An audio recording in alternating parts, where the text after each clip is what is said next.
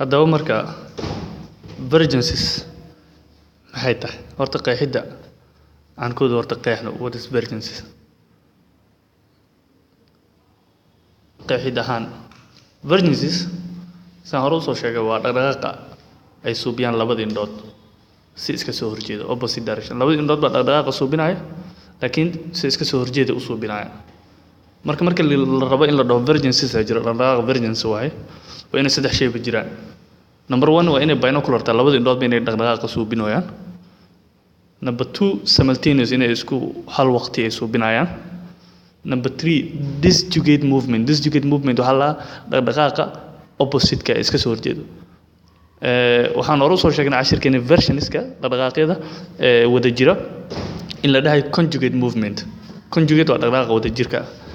in same direction disjugate waa marka dhaqdhaqaaqa iska soo horjeeda in opposite direction marka saddexdan shay markay jiraan waxa la leeyahay dhaqdhaqaaqan convergence macnaha vergences ayaan ka wadaa waxa loo kala qaadaa marka laba u kala baxaa midda koowaad waa convergence waa marka ay labada indhood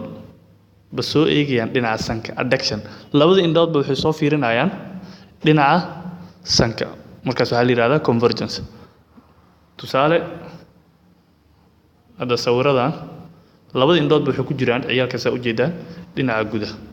kana waa tan ishiisa gudaha soo aadeen tan gudaha soo jirta kan ishiisa gudaha soo jirta kana gudaha soo jirta marka labada indhoodba ay soo eegayaan dhinaca dibadda ayaa la yiraahdaa convergence dhaqdhaqaaqa labaad waxa la yiraahdaa divergence waa marka ay labada indhoodba eegayaan dhinaca banaanka labada indhoodba marka ay abduction suubinayaan oo mid walba dhinaca banaanka eegayso ayaa waxa la yiraahdaa divergence asagana tusaale sawir waa kana oo hadda indhihi waxa u jeedaan midana banaanka eegay midana banaanka eegay dhaqdhaqaaqan waxa la lahaa disjugate movement macnaha dhaqdhaqaaqi iska soo horjeeda ama opposite direction isku ah markay labada indhoodba ay marna gudaha wada galayaan marna banaanka wada baxayaan ayaa la yiraahdaa vergences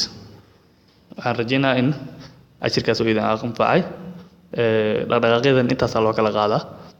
adductions oo ah dhaqdhaqaaq hal indho ay suubiso vergences oo ah dhaqdhaqaaq ay labada indhood suubiyaan si wada jira iyo vergences oo ah dhaqdhaqaaq ay labada indhood suubiyaan si opposite ama iska soo horjeeda